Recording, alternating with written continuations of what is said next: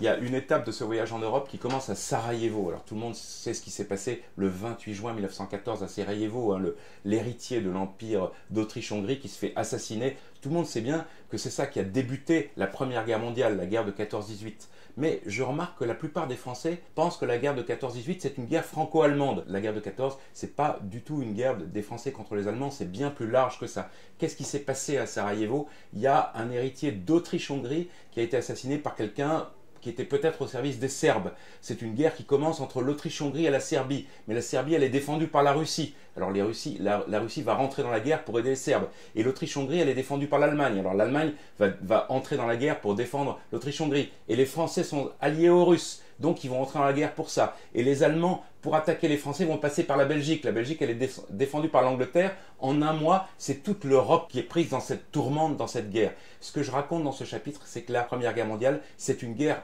européenne. Et parce que les Européens dominaient le monde, c'est devenu une guerre mondiale. Mais c'est d'abord une guerre européenne et c'est une guerre qui conduit au suicide de l'Europe.